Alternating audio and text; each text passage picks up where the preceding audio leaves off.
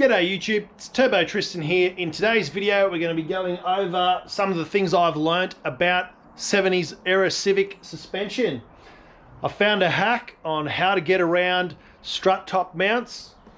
I found something that works and fits here. I've got a bunch of bushes to put in these lower suspension arms, so stick around, I'll show you what we're doing.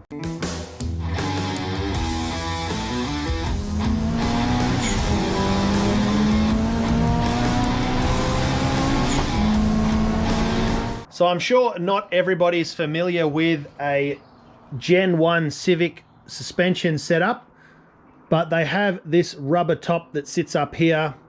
The suspension goes through, or the strut goes through, and then there's a bearing inside here. Now you can't buy this anymore anywhere, but these are brand new. So I'll tell you how I got those in just a second. I have the strut is in. It's a little bit high for my liking.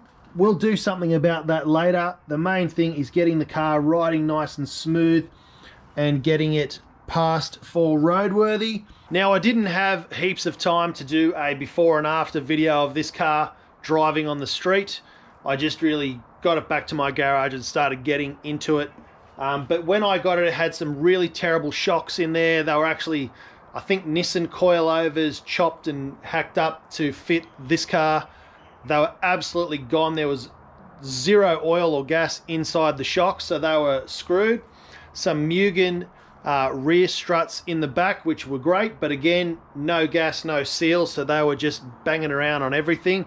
It actually had the stock springs in the back, but because the shocks were so shagged, it just sagged all the way down in the bum, so it looked really cool. It's nice and low, the way I like it.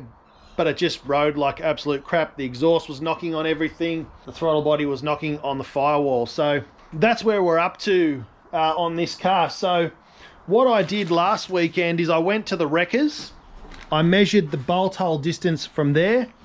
And then I went round to every kind of car, doesn't matter what it was, and I measured them all. It turns out you can buy brand new Toyota Corolla 2003 strut tops. But you can't buy the strut top mount where this goes onto the spring, so it catches the spring so it doesn't move around. So I had to go back to the wreckers this morning and pull out that piece because I needed that, but I've got the brand new tops. So we're going to do a bit of recycling. What I did was I just drilled out this center hole here so it would accept the shock from the early model Civic. And yeah, it all went on just fine. That's test number one. Just to fit the struts in, I had to remove the drive shaft, all of these extra brackets and braces, move everything down, put everything back up inside the car. So it was a real nuisance. So what I'm doing is waiting for a sleeve. I needed to get a sleeve machined up, which was 15mm OD, 12mm ID, so just a very thin sleeve so that the strut can go through. I've done that now. So I'm just waiting to get that back, and then I can stick that in the car for the final time in the front.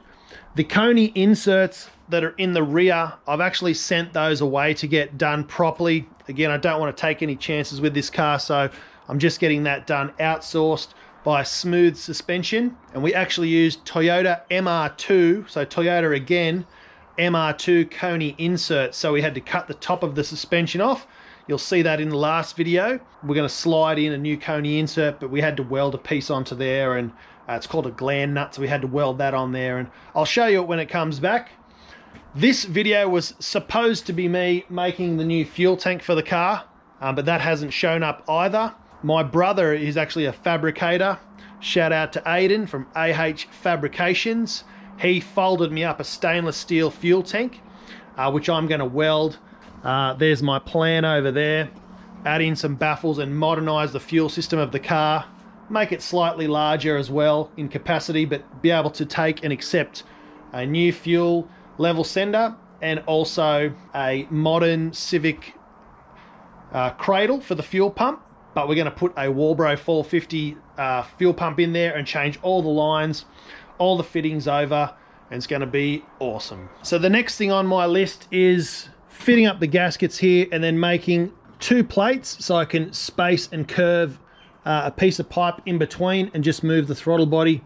So it's going to be over that way a bit, and that will be so that the throttle position sensor, or TPS, doesn't smack on the firewall. Realistically, for me and for the owner of this car, once it's past its roadworthy and it's registered, I'm probably going to rip the motor out, redo all of the mounts, and do it like an OE EK setup. So put a mount on this side, a mount on that side, put the engine in, level it out, make it all smooth and flat and fit in there, probably move it. Having the engine a little bit further forward, or even more forward than it already is, isn't really good for weight distribution, but you just got to make do with what you can. If I can manage to chop this out enough and move everything back and maybe notch that, then sure, I might be able to sit the engine back closer to between the towers. We'll see when it comes out. Might even get rid of that brake booster to make a bit more room. Put the brake booster delete just like I have in my car. Totally shave, clean up, tidy up the whole engine bay. It's going to be a big project, but we'll get there. We'll get it done. Once this car's ready and registered, it's never coming off the road again, and the owner's going to keep it forever. So we'll do everything properly once we get it past the roadworthy. All right, so the battery died. I'm not sure where that cut off. But I'll just tell you where I'm up to. So these are the 2003 Toyota Corolla strut top mounts. The bolt pattern is 100% the same. Now, I've set it up exactly like the Corolla with this metal backing plate, the Corolla rubber, and the Corolla strut top. Now, I put it in the car. I put the secret wheels, which are under there, in, and I jacked it all the way up so the car was under its own weight, and it sat really, really high. So what I've done is I've replicated the original OE. So this is the original strut top from the inside out, and this is the little rubber seat. So the springs are obviously a lot smaller in the front of the early model Civics. But yeah, this is the top. And all that is holding it in is this rubber sits there like that. So what I've done is I've put this Toyota rubber in here on the spring, and then I've put the top on without this metal part, and everything locates and lines up perfectly. So I'm going to run with that. The springs don't fall out when the wheel's off and the suspension droops, so that's a bonus. So I think that's going to work. I was going to fit some new bushes to the arms. They're over here. I tried to melt them out and then bash out the metal rings, but that didn't work. So what I'm going to do, rather than fight that all day, is I'm going to enjoy my Sunday, and I'll take these to work and use the bearing press tomorrow. I've also made up some flanges for the throttle body, and I'm going to do a little bit of a elbow out of here so that we've got a bit more clearance to here, so we don't smash off the TPS ever again.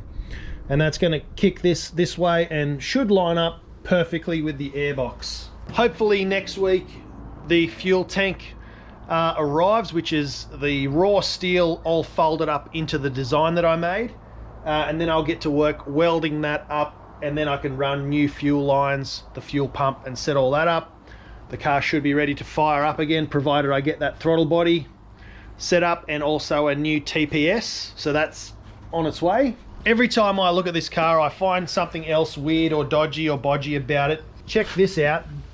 This is the front wheel, and this is supposed to be the dust shield for the wheel bearing. So this is the exact same piece that's on the bottom crank drive pulley on a D16.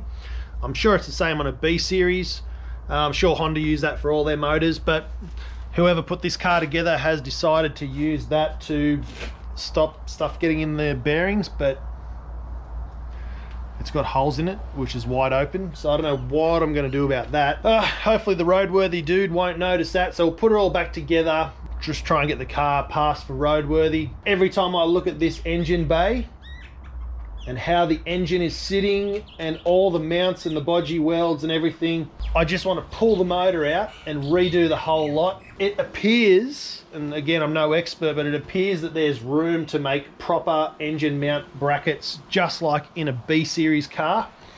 So that's what I would like to do, get rid of this, put a proper subframe engine mount at the back there, and then the ones on the front and the side. Hopefully doing so will reset the engine and give us more room. Probably have to move it further forward, but at the same time, once it's roadworthy, I can make some modifications here and move the radiator further forward, maybe even on a bit of an angle. It's going to help me get everything here in nice and square. Probably do a brake booster delete, run similar setup to the honed master cylinder delete that I have in my car, or brake booster, sorry, delete. Just going to help clear everything up and yeah, get rid of all these unnecessary lines and hoses and just crap that's everywhere. It's a lot of work cut out for me. Originally I was supposed to just get this car ready for roadworthy, but I looked at the suspension, that was all shot. I've looked at all the bushes, they're all gone. All the engine mounts and everything and all the brackets are all gone. The fuel tank was absolutely full of rust. The exhaust was blocking. 2 of the extractors were going, so from 4 to 2 to 1 it was supposed to be, but it was 4 to 2 into 1. And then the other 2 were going to nothing. So 2 of those cylinders weren't even breathing properly. So it's going to unlock a lot more power. So we're redoing the exhaust, which was knocking on everything. So we're fixing that up, fixing the throttle body. I still need to get a latch there. I've got to do the dash. We've got a solution for the dash. Now, because the seats have orange stitching and the car is old school, everything's got that retro sort of vibe, the orange needles there, we're going to do away with these blue dials and run some CRV dials in there. So not sure how that's going to work, but the owner has done this before in his other car, so we're going to do it to this one, but we're going to use the right color gauges. So luckily the interior is pretty sweet. I can't wait to put it all back together, put the glove box in, put all the console and everything back together, make it all work. I've got to order a fuel sender, so that won't be too far along and we'll get that sorted. And yeah, it's coming together nicely, guys. But it is Sunday, so it's time to pack up, take the missus out for lunch, and go edit some videos. So thanks for watching. Make sure you guys spool up, crack VTEC, bring the boost, and we'll see you in the next video. Thanks for watching.